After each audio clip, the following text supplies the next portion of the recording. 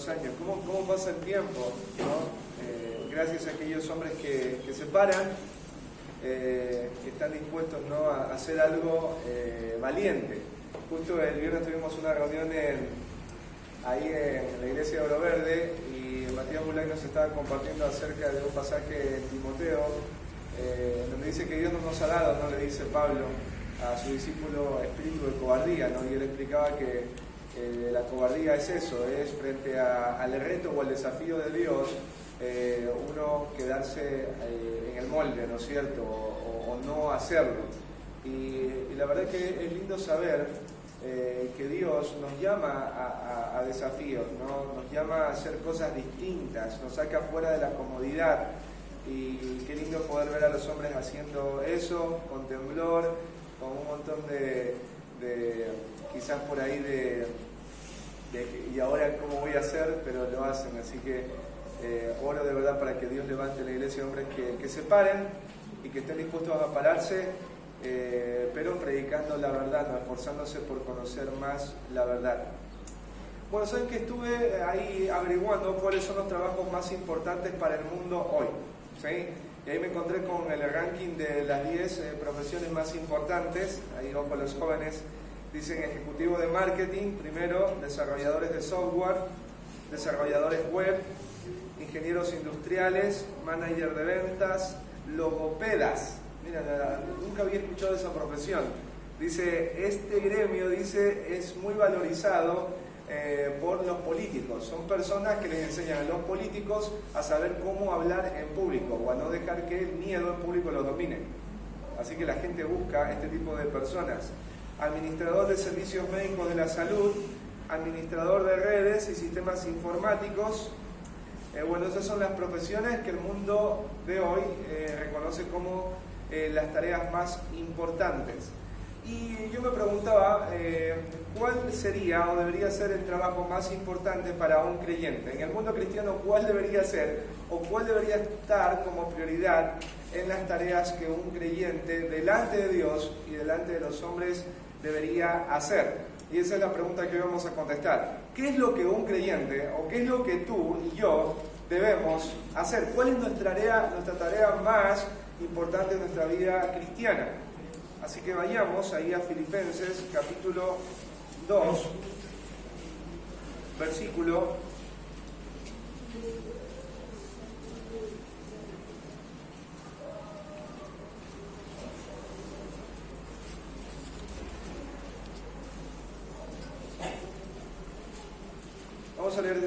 5 hasta el 13. ¿Sí? Haya pues en vosotros este sentir que hubo también en Cristo Jesús, el cual, siendo en forma de Dios, no estimó el ser igual a Dios como cosa a que aferrarse, sino que se despojó a sí mismo, tomando forma de siervo, hecho semejante a los hombres.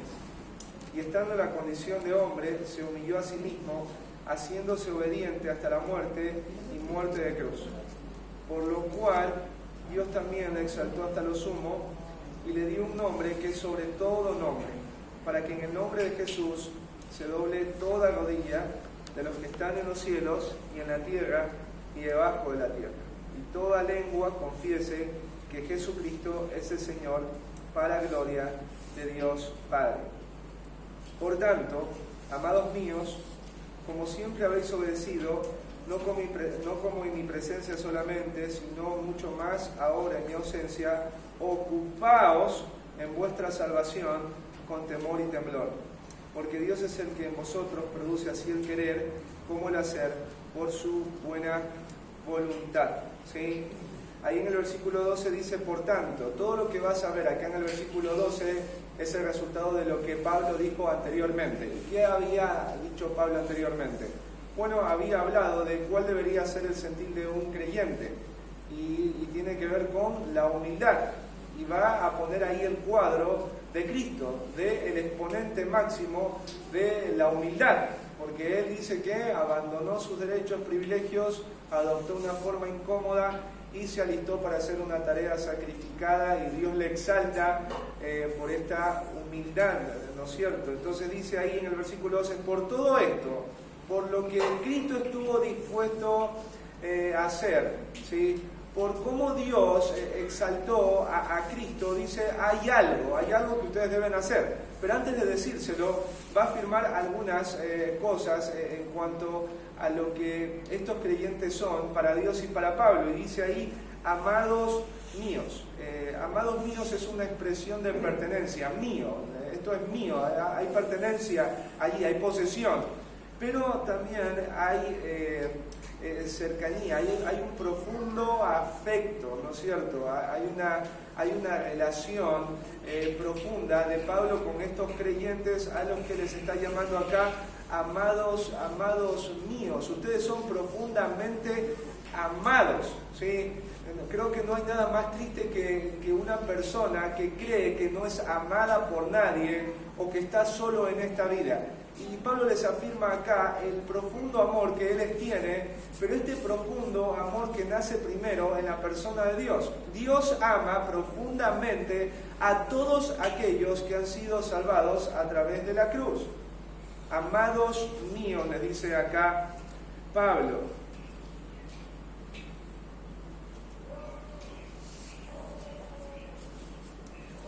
Como siempre habéis obedecido, dice, no como en mi presencia solamente, sino mucho más ahora en mi ausencia.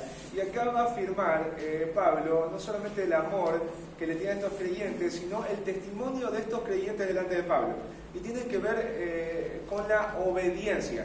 O sea, estos creyentes de Filipos se caracterizan por la obediencia. Nosotros deberíamos aprender mucho de los filipenses, porque dice que la obediencia de ellos ha sido continua. Dice, ustedes han obedecido siempre. O sea, la obediencia es algo continuo. ¿Y la obediencia a qué? Bueno, la obediencia a la verdad revelada a través de Pablo. La obediencia al Evangelio. El Evangelio es una persona. El Evangelio es Cristo. Pero hay personas que piensan por ahí, dice, yo veo que no hablan de Cristo mucho en el púlpito, que no hablan de los evangelios, que hablan de las cartas de Pablo, y deberían hablar más de Cristo. Pero sabes que el evangelio tiene que ver con una persona, pero también cómo esta persona ha dejado instrucciones claras para que nosotros reflejemos y vivamos esa salvación. Entonces Pablo, cuando él fue a una iglesia, no solo predicó de Cristo, sino de todo lo que Cristo habló en cuanto a la salvación o a cómo debe ser vivida esa salvación. Y por eso Dios se le reveló a través de los apóstoles, y nosotros acá tenemos las cartas.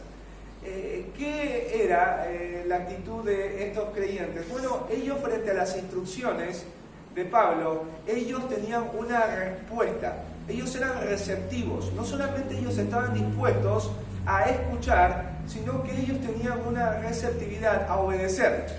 O sea, tú puedes ser una persona muy receptiva a escuchar hoy la verdad, pero el desafío no es en escuchar bien solo la verdad, sino el desafío es que tú respondas correctamente a esa verdad. Y acá Pablo dice que ellos respondían siempre, ellos obedecían siempre. No era algo del pasado, era algo continuo. Y Pablo dice, esta obediencia yo la reconocí, o sea, ustedes obedecieron en mi presencia. Cuando yo estuve entre ustedes, ustedes respondieron ante esa verdad, delante mío. Y saben que esto de la obediencia es medio interesante, porque tú como padre generalmente le dices a tus hijos que hagan algo. Y cuando tú estás presente, por lo general, cuando son chiquitos, ¿qué van a hacer tus hijos? ¿Lo van a hacer, porque tú estás allí presente, porque ellos consideran tu presencia, ellos respetan tu autoridad, por lo menos cuando son pequeñitos, ¿sí? Hay un temor, hay un reconocimiento, y entonces ellos lo hacen mientras tú estés allí presente.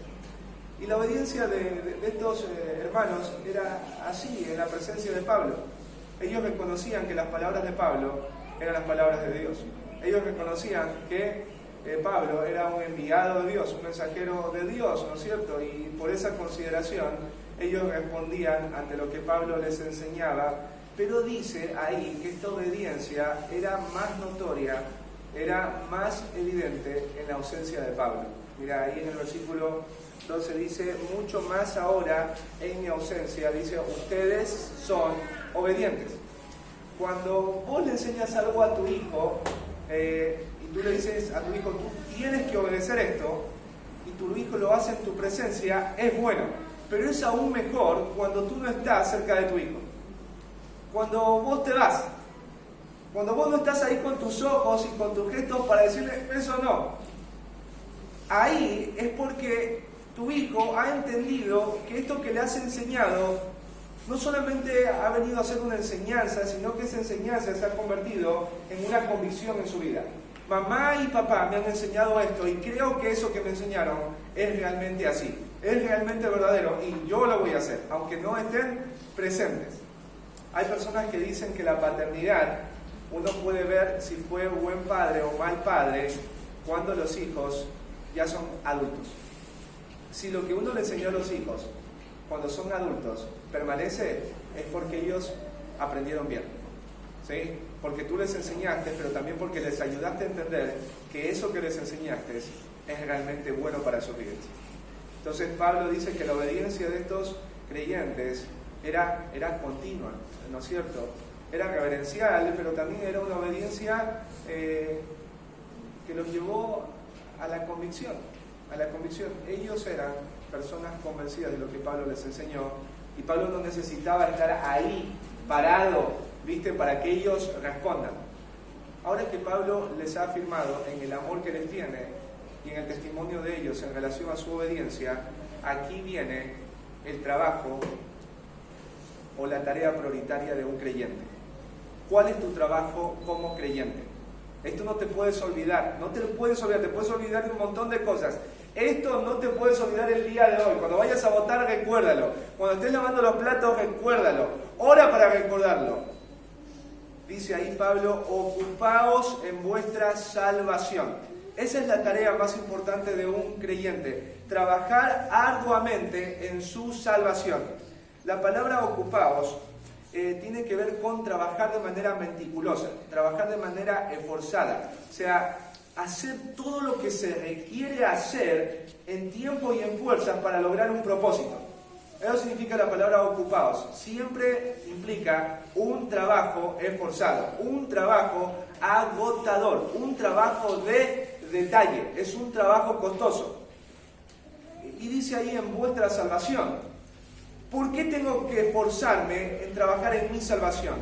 Bueno, si tú entiendes bien correctamente, la salvación no es por obras.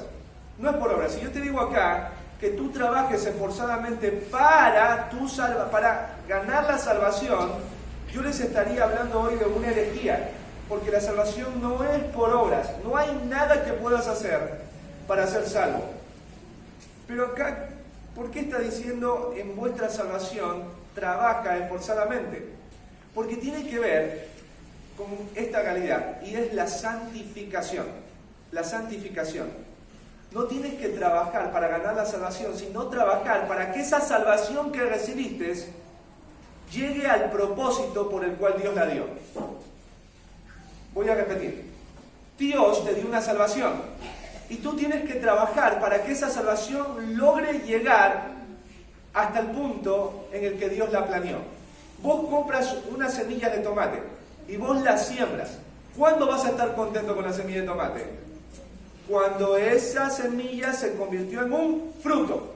Cuando esa semilla de tomate te dio tomates con semillas. Ahí vos estás contento. Bueno, Dios nos dio una salvación. ¿Hasta qué punto tiene que llegar esta salvación? Bueno, en Romanos, vamos a Romanos.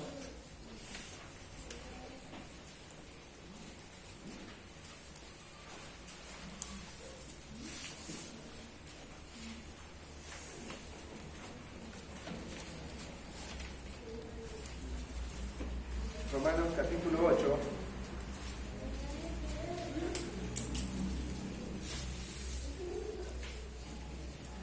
Versículo 29.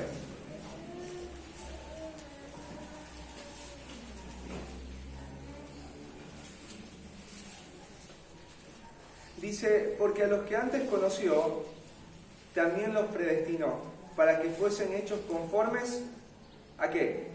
A la imagen de su Hijo, para que Él sea el primogénito entre muchos hermanos. Dios ha destinado, desde antes que fuera creado todo, que Él iba a ejecutar un plan de salvación.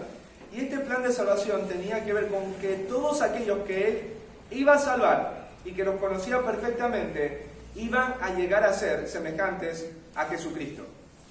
O sea, la salvación implica en que yo tengo que trabajar esforzadamente hasta parecerme a Cristo. Hasta parecerme a Cristo. Yo no tengo que esforzarme por llegar un domingo a la iglesia. Yo no tengo que esforzarme por servir en un ministerio. Yo no tengo que esforzarme por hacer la hora silenciosa. Esa no es la prioridad. La prioridad es que todo eso que hago, el ministerio, la hora silenciosa, la oración, confesar mi pecado, todo eso apunte a algo. Y es, me quiero parecer a Cristo. Esa es tu prioridad. En un gimnasio tú te vas a dar cuenta de algo. Y es que todos los que están en el gimnasio quieren tener cuerpos esbeltos, cuerpos sanos, cuerpos que visualmente se vean atractivos. Y en el gimnasio, ¿qué hay? Hay un montón de máquinas. Y esas máquinas, utilizarlas duele. Duele utilizar esas máquinas. No son máquinas cómodas. Por eso los que están ahí en el gimnasio hacen caras, hacen gestos. Mientras hacen, sudan. Y cada vez que terminan de hacer un ejercicio, ¿viste? Se miran al espejo para ver si el músculo ha crecido un poco más. Yo me acuerdo de un conocido que estaba en el gimnasio, no es de acá, ¿sí? Allá en Ecuador, y tenía una foto. Y decía, hasta que no llegue a hacer esto, yo del gimnasio no salgo más. Y estaba ahí metido en el gimnasio en la mañana, en la tarde, ¿sabes qué? Porque él tenía un propósito. Él decía, yo quiero ser como este hombre. Y no voy a descansar hasta ser así, que así mi cuerpo quede. Nosotros como creyentes deberíamos tener la misma actitud. Hacer todo lo que está en nuestras manos para tener en nosotros una imagen. Y es la imagen de Cristo. No voy a descansar hasta que mi vida sea semejante a la vida de Cristo. No voy a descansar hasta que la gente pueda reconocer en mí a Cristo. No voy a descansar. En un gimnasio tú te vas a dar cuenta, volviendo a la ilustración del gimnasio, que hay muchos que siguen flacos. Hay muchos que siguen con el mismo cuerpo. ¿Por qué? Porque no están dispuestos a dos cosas, al entrenamiento y a la dieta. Vos ves que tienen músculos, vos ves que tienen cuerpo, pero siguen igual. ¿Por qué? Porque no están dispuestos a trabajar para tener esa imagen. Hay muchos creyentes acá en la iglesia que están hace mucho tiempo y siguen con la misma imagen, siguen iguales. La única diferencia es que ahora vienen un domingo. La única diferencia es que ahora tienen un lenguaje cristiano, pero sus vidas siguen iguales. Iguales. Un día me encontré con un converso y me dijo, Diego, mira, la verdad es esta. Yo me drogaba, engañaba a mi esposa y yo soy ateo. Y yo trabajo, antes era un perezoso. Me dice, ¿cuál es la diferencia de la que vos hablas? Quizás tú estés ahí contento y dices, yo no tomo, yo ya no fumo, yo ya no digo malas palabras. Bueno, el objetivo de la vida cristiana no es eso. El objetivo de la vida cristiana es que vos te parezcas a Cristo. Que tu vida sea como la vida de Cristo. Mira, ahí, en Hebreos, vamos a Hebreos.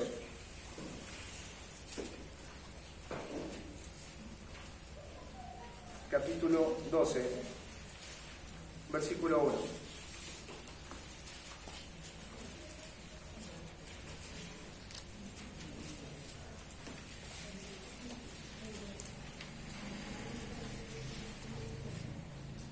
Dice, por tanto, nosotros también, teniendo en derredor nuestra tan grande nube de testigos, dice, despojémonos de todo peso y del pecado que nos asedia y corramos con paciencia la carrera que tenemos por delante. Y aquí dice que nos despojemos, el autor, ¿de qué? De todo peso y de todo pecado que dice que nos asedia, que nos acecha, que nos presiona, que nos quiere abrazar, que nos quiere cazar. ¿Sí?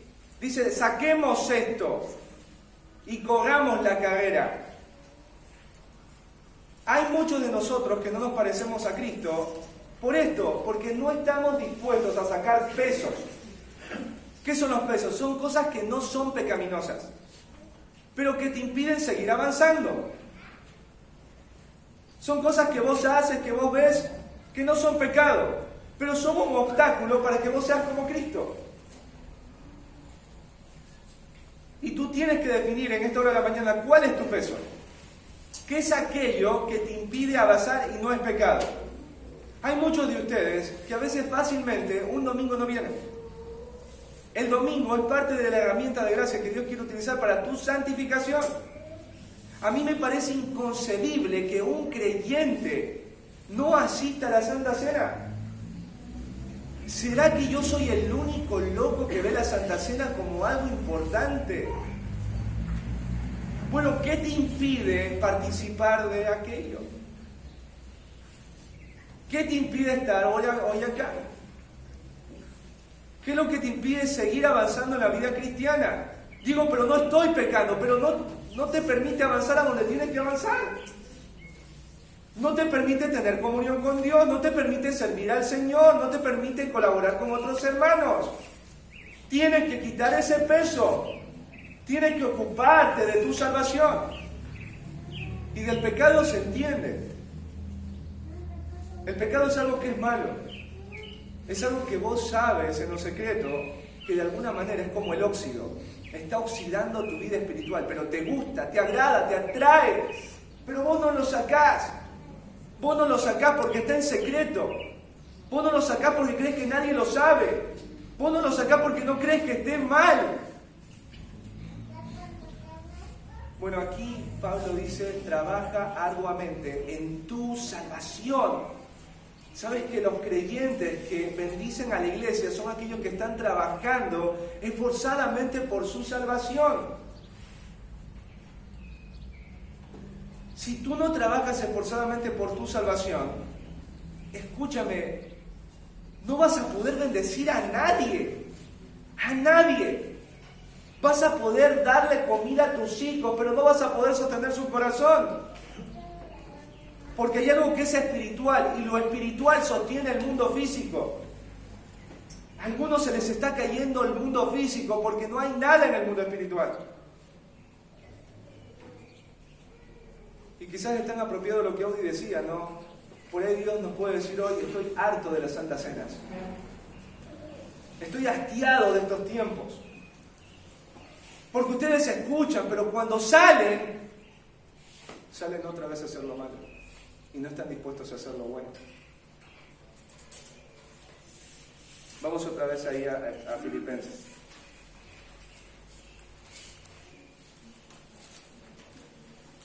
Trabaja arduamente, dice Pablo, en tu salvación. Lo segundo, trabaja arduamente con temor y temblor. Trabaja arduamente con temor y temblor. Esta es la actitud con la que tenemos que trabajar. Con temor y temblor. La palabra temor tiene que ver con reverencia, tiene que ver con un sentimiento de profundo respeto, ¿sí? El temor. Y el temblor es el movimiento que uno hace con el cuerpo cuando uno tiene, ¿qué cosa? Temor en el corazón. ¿Alguna vez alguien te asustó? ¿Viste? Vino por atrás y ¿qué hiciste vos? Gritaste, ¿no es cierto? Se movió tu cuerpo, se agitó. Bueno, eso es el temblor. Estas dos palabras, temor y temblor, sabes que aparecen en varias partes de la Biblia, pero aparecen juntas. Mira, vamos ahí a Efesios, donde aparecen juntas.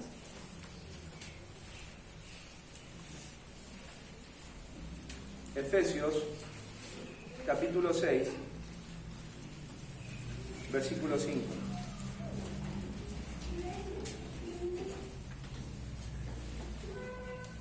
Dice, siervos, obedeced a vuestros amos terrenales con temor y temblor, con sencillez de vuestro corazón como a Cristo. A los esclavos les dice acá Pablo que ellos tienen que tener una actitud hacia sus amos. A los esclavos les dice que tienen que tener esta actitud con sus amos.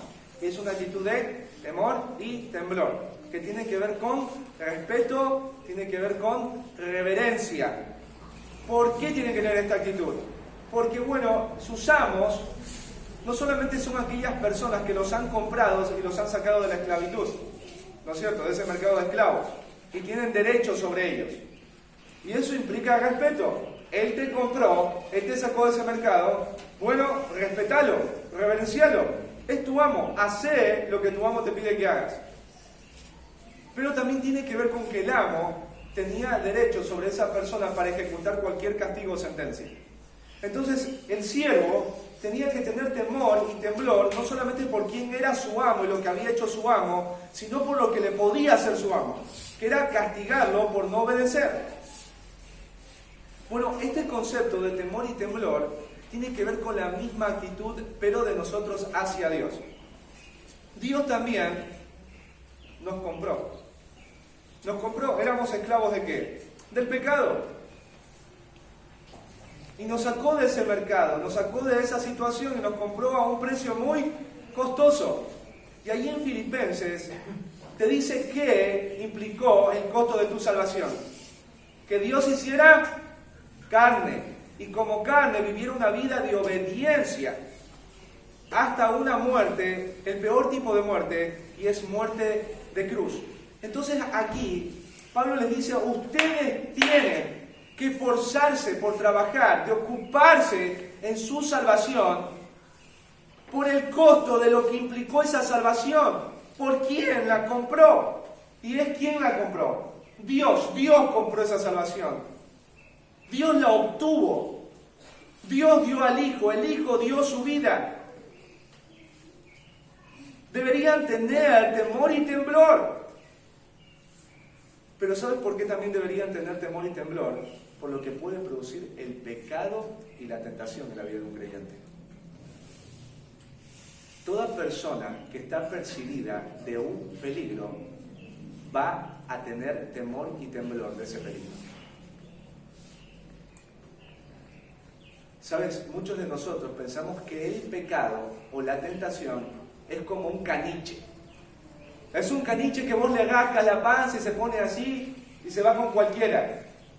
No, el pecado y la tentación, y detrás de eso el diablo, la Biblia lo pone en una figura de un león rugiente que busca devorar, que está mirando cómo cazar. ¿Vos te creés que Satanás está buscando lo que están en el boliche? No, Satanás te está buscando a vos. Hoy en la mañana déjame decirte esto, Satanás te está buscando a vos creyente te está buscando. Él quiere devorarte. Y tú y yo deberíamos tener temor y temblor ante esa realidad. Hombres memorizaron todo este año 2 de los 30 hombres que hay. Le preguntas a alguien, a un hombre, si está buscando aprender más de la Biblia, no.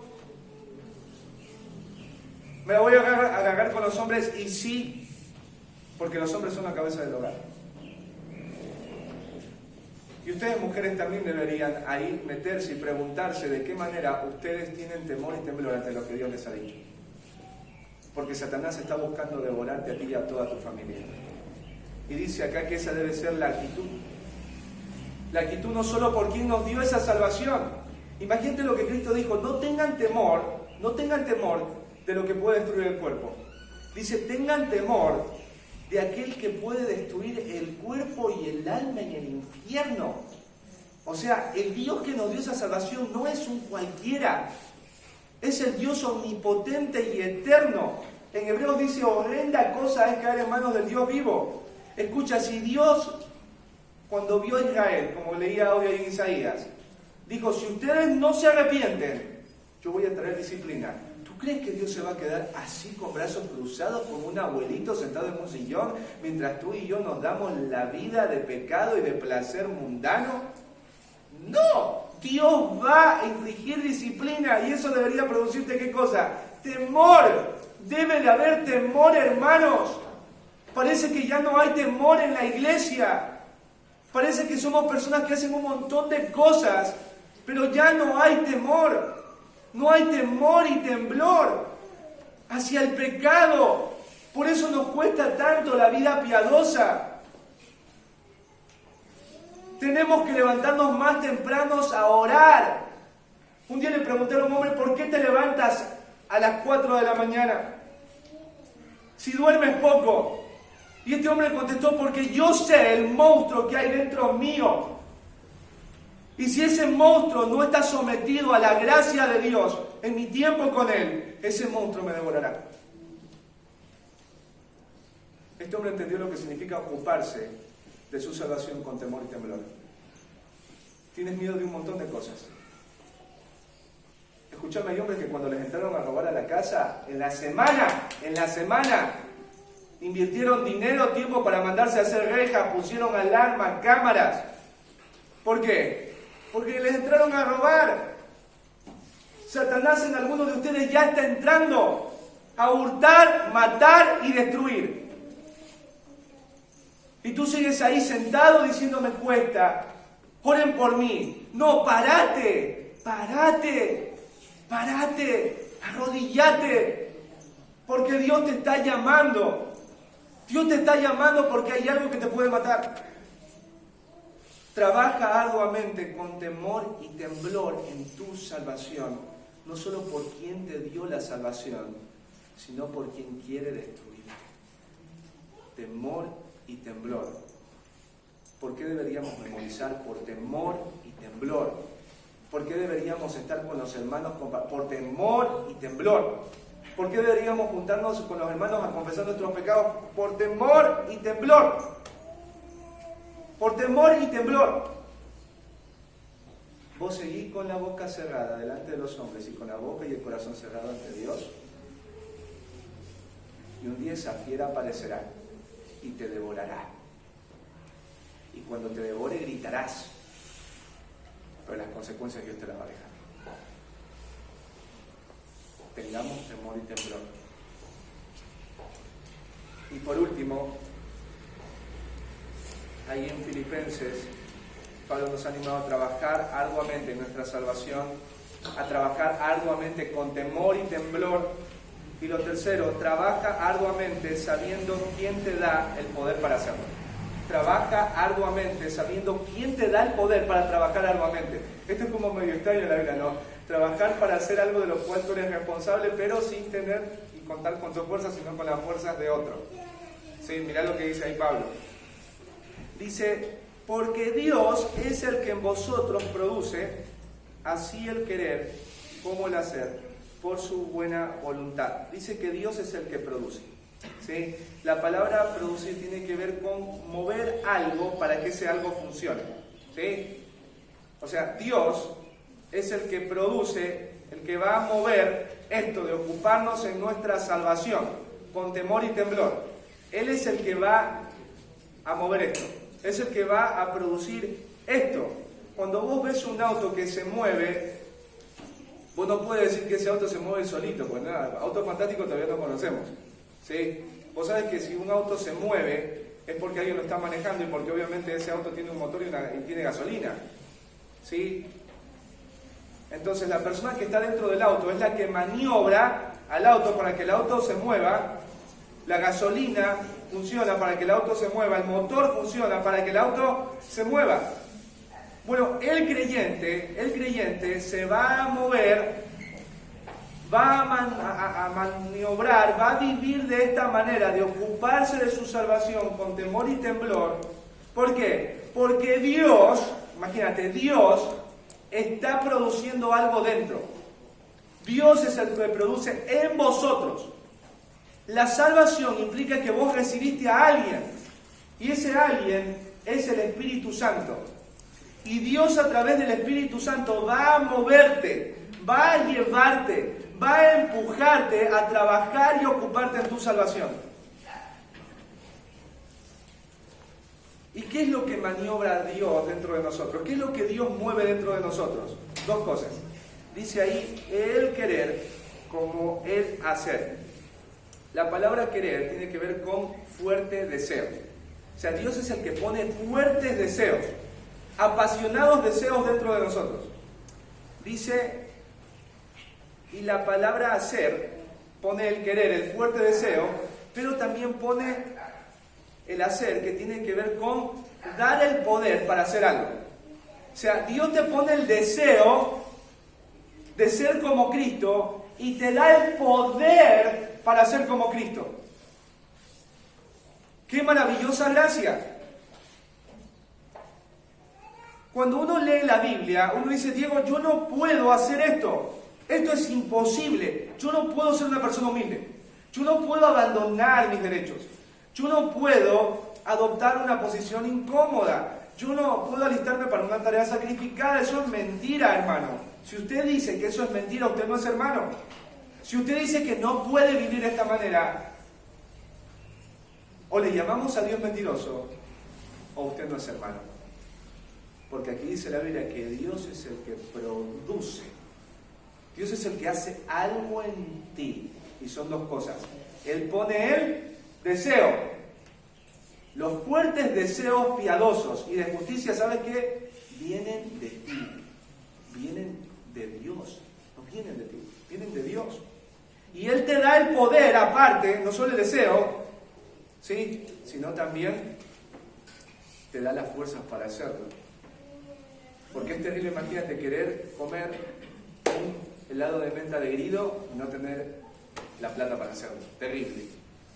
Qué terrible que nosotros queramos ser como Cristo y no tengamos el deseo de ser como Cristo y ni el poder para hacerlo. Sería horrible y miserable nuestra vida cristiana, pero no es así la vida cristiana. Mira, vayamos ahí a Colosenses 1:29.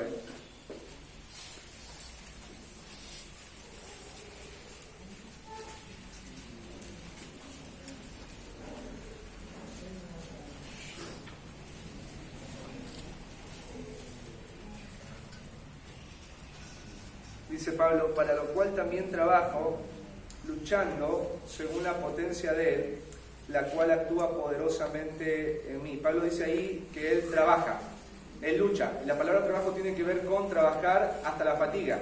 Y luchar tiene que ver con hacer una actividad que implica dolor. O sea, Pablo está trabajando hasta la fatiga en algo que implica dolor. Pablo está así. Y uno diría, tengan piedad de Pablo. Pablo, ¿cómo podés trabajar así? Y Pablo, ¿sabes por qué te dice que trabaja así? Si nosotros sentáramos acá al apóstol Pablo y le preguntáramos, Pablo, ¿por qué trabajas así? ¿Sí? Che, ¿cómo haces? ¿Cuál es tu secreto para, a pesar del cansancio que te produce ese trabajo y del dolor, vos seguís metido ahí, seguís? Pablo, contanos tu secreto. Bueno, Pablo nos lo cuenta acá. Dice, según la potencia, o de acuerdo a la potencia, al poder de ¿quién? De Él. Al poder, ¿quién es Él? El poder de Dios. Dice, la cual actúa poderosamente en mí. El poder de Dios actúa poderosamente en cada creyente para que vos puedas ser y vivir como Cristo. Maravillosa gracia. Tú podés perdonar porque hay poder en ti. Todo lo que hoy Cristo demande de ti como creyente, vos lo podés hacer. ¿Por qué? Porque vas a operar de acuerdo a los deseos y al poder que Él ya te ha dado. Y dice ahí en Filipenses, mira, cierra diciendo, por su buena voluntad, ¿sí? Por su deleite o satisfacción. ¿Sabes qué es lo que le deleita a Dios? ¿Viste? Había una mujer que decía, dice, mi esposo yo no lo entiendo. Dice, yo le he dicho 1000 veces que odio las flores rojas. Y él cada vez que cumple años me trae flores rojas. Dice, ¿en qué idioma más le puedo hablar? Eso a mí no me gusta, no me deleita. A mí me gustan los chocolates. Vos estás acá. Y no sé si te has preguntado, ¿qué le deleita a Dios? Esto, que te ocupes en tu salvación. Que vos te parezcas a Cristo. Eso es lo que a Dios le deleita. Ahí en Isaías, ¿por qué a Dios no le deleita lo de los machos cabríos, todos esos sacrificios? Porque a Dios le deleita otra cosa. Dios está buscando en ellos un corazón rendido a Él. Eso es lo que está buscando Dios. Dios está buscando un corazón que desee y anhele la justicia y la piedad. Y dice acá que a Dios le deleita que vos trabajes esforzadamente para parecerte a Cristo. No hay deleite más grande para Dios que ese. Ese es su verdadero deleite. Esa es la manera en la que nosotros complacemos al Señor. ¿Cuál es tu prioridad hoy en tu vida como creyente? ¿Cuál es tu prioridad? De verdad, ¿cuál es tu prioridad? No lo que vos quisieras que sea tu prioridad, sino ¿cuál es tu prioridad? ¿Es realmente ocuparte forzadamente de tu salvación? ¿Qué es aquello que no es pecado y se ha convertido en un obstáculo en tu vida cristiana? ¿Qué es aquello que no es pecado pero es un obstáculo? ¿Qué es? El trabajo, la familia. Hay gente que dice, no vine porque mi abuela vino. Bueno, tu abuela no te salvó del infierno. Vos puedes venir acá y celebrar la Santa Cena, después ir y abrazar a tu abuela, porque primero es Cristo. ¿Qué es? ¿El trabajo? ¿Qué es? ¿Qué es aquello que no es pecado, pero que te impide avanzar en tu carrera como cristiano? ¿Qué es? Dime qué es. Dite a ti mismo qué es. ¿Qué es aquello que es pecaminoso y es un peso en tu vida cristiana? ¿Qué es lo que vos sabes que es un peso? Que es un pecado, perdón. Empieza primero confesándolo a Dios. Confiésalo a un hermano que te pueda ayudar. Confiésalo. No te lo guardes. Un día, escuchando de los cristianos que caen y se alejan, me dio tanto temor y temblor que fui a buscar a un amigo. Le dije, mira, todo esto está pasando en mi corazón. No he hecho nada malo, pero estos son mis pensamientos. Y me dijo, Diego, ¿por qué me cuentas todo esto? Digo, porque yo no quiero caer. ¿Qué es aquello que está pasando primero en tu mente? Porque hay creyentes que, escúchame, piden ayuda cuando ya están en el pecado, o sea, lamieron el pecado, abrazaron el pecado, jugaron con el pecado. No, vos tenés que hablar cuando está en tu mente. Cuando ya lo abrazaste el pecado, es verdad que tienes que contarlo. Pero ¿cómo se te ayuda? Solamente a acompañarte por las consecuencias. ¿Qué es aquello que es pecaminoso y te impide? ¿Estás siendo intencional en abandonar lo que debes abandonar y tomar lo que debes tomar para tu crecimiento y fortalecimiento espiritual? ¿Lo estás haciendo? No si lo hiciste, si lo estás haciendo hoy. Y si lo vas a hacer mañana, ¿qué estás haciendo? Para abandonar lo malo y para tomar lo bueno. Los jóvenes de la iglesia, ¿cómo puedes avanzar en tu salvación si tienes amigos impíos?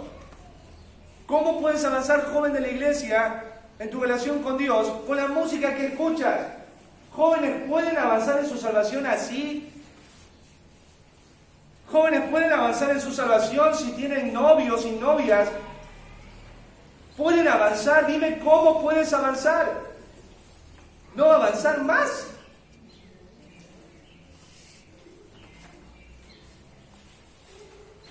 ¿Cuáles son tus deseos hoy como cristiano? ¿Sabes qué? Nosotros podemos hacer muchas cosas cristianas, pero el origen de los deseos cristianos es Él. ¿Cuáles son tus deseos? ¿Hay deseos por la Biblia? ¿Hay deseos por ir y servir a otros? ¿Hay deseos por compartir el Evangelio a otros? Eso es Dios, escúchame, ese es Dios. Cuando vos ves, un día conversamos con mi esposa y me decía eso, me decía, Diego, yo entendí algo. Cuando yo quiero dar algo a alguien, no tengo que pensar si sí o si no, se lo doy, porque ese deseo no vino de mí. Porque por nuestra humanidad lo que queremos es dame, pero no dar. Todo deseo bueno que venga a tu corazón en relación a Dios y a otros es algo que viene de Dios. Pero si esos deseos no están, escúchame, si esos deseos no están, es porque te enfriaste o porque nunca Dios puso fuego ahí porque no hay salvación. Los cristianos tienen que tener deseos y tienen que ser deseos cristianos. Como el siervo brama por el desierto, así anhela por ti, oh Dios, el alma mía. Tiene que haber deseo por Dios.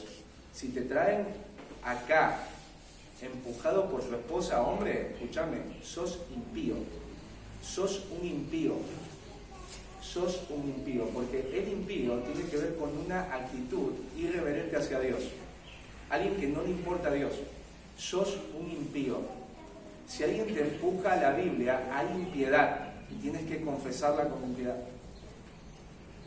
¿Por qué me tomé el tiempo? Mi esposa me decía, digo, ¿por qué vas a compartir eso? Y le digo, porque es la salvación. Vamos a celebrar de la salvación, ¿no? Vamos a recordar de la salvación, ¿no? Pero tú tienes que saber a participar de esos elementos que Dios te dice que trabajes arduamente en esa salvación. Que trabajes arduamente en esa salvación con temor y temblor. Y que trabajes en esa salvación sabiendo que Dios te da el poder para hacerlo. Amén. Amén.